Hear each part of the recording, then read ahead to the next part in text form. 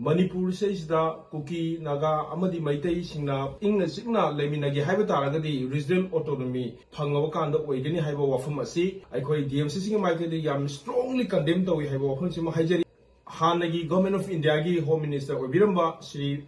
Chidambaramna Mahagna Hadaki Twitter Pigi statement Aduda Yauriba point Mangagi Manunda 100 point the Yauriba Manipurda 5,000 security forces CRPF Thazal Laga Irang Rushimangamoy Haiba Wafum to the Achimba Wafumni Adu point Mangadi Manunda point Homsu the Yauriba Yamna Maruiba Manipur says the Kuki Naga Amadi Maitei Singna Punda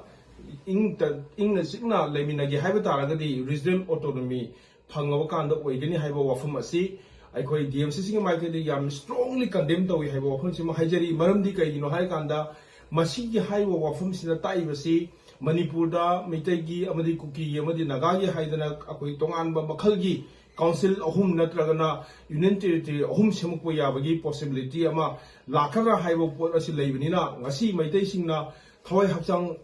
Tado Kanda I could eat Abaki with the Makai Honaraga Manipur Kahin Biaroi Manipur Kangadoni Haiba Asuk Yamna Honari Marksda Siumba Yam insensitive Oiba Wafom Pirakose Masi Akoi Yam strongly condemned to we have Wafum Sima Hajari Twitter Gikayumba Lotoki Bataragasu Masi Giwafumasi Han former Home Minister Biramba Aduga Yamna senior member whereby opposition party gi Bishaman Haibanina Masi Akoi Tarai Tarai Lopum Tokte Haibagalina Masi Akoi condemned Tori Aduga Masigi Wafumasi Manipur Gilariba MLA Sina Moroina Congress Party gi MLA Singashu Laiba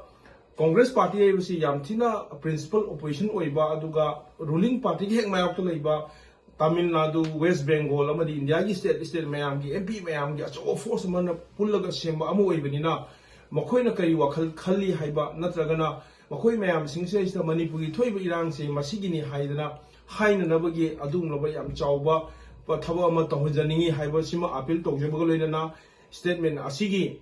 Luinana, Manipuri, Laiba, Equigi, Amato in a Himinariba, Equigi, Lamdamase, Kang Fruki Mingda, Kayuma Makalgi Adumba, Come to Chembiare, Habisima Hajari, Ado Ahum Subada, Hazik Laiba, Manipugi, Yamna, specific when a Shemiba, Ikogi, Autonomous District Council gi structure says that Ikoin Hena, economically power Piba, Aduga Hazik Laiba Posi, Manipur government Sahi Mada, 150 crore Gumapiraga, Centena, 130 crore Gumapiraga, Sahi Magi Bajesi, 300 crore Yamanung the Tawani Henatai, Adu Masida.